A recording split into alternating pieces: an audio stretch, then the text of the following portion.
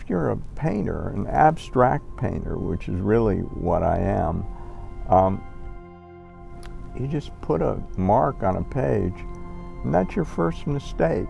And then from then on, you try to correct the mistake until you can't go any further, and that's the work. And I'm finding that much more fun. You know, it's an adventure every time. You don't know how it's going to turn out. I like that, you know. Robert Creeley, Paul Blackburn, these guys who wrote very strict kind of sculpted sound structures. Louis Zukofsky. I mean, Zukofsky at about 70 wrote a little poem, FOR, four tubas, or 2x4s. I thought, what is this, you know? And really what it is like a little cubist painting. It's like somebody like Leger or somebody like that, or Braque, you know? And that intrigued me a lot because I was always very visual. Well, you know, as a young poet, like I'm talking 18, 19 years old, in high school, you know, I was the editor of a literary magazine and so on. And I wrote a couple of pieces that I thought were pretty good, that people seemed to like.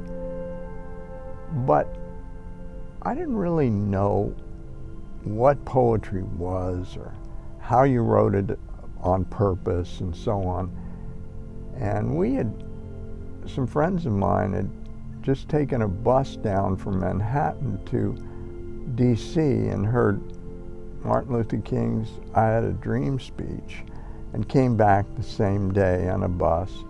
And I just had this kind of feeling about things, and I sat down at this desk in the corner of the living room that was my stepfather's, and I started writing a series of poems that actually appeared in the April's 1964 issue of Poetry. Henry Rago, who was the editor of Poetry at that time, allowed me some room to stretch out and do some of the stuff that I wanted to do. I thought, really, he was a pivotal figure for me. He was very generous and I thought very discerning.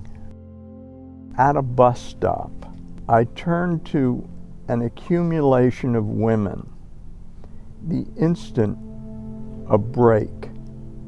The light was so clear, the forms that instant exceeded names, outsped the words, which follow slowly, like thunder, its lights.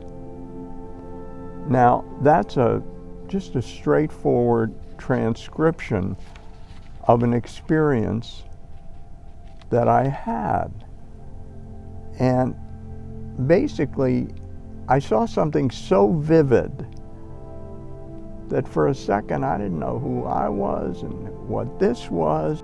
LIGHGHT is that same event become an art object.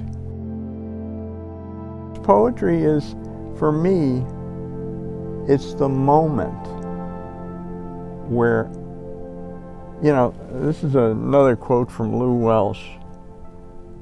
Lew Welsh thought the source of poetry was a kind of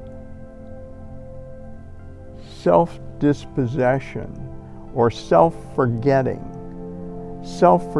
which I think is a renewing experience.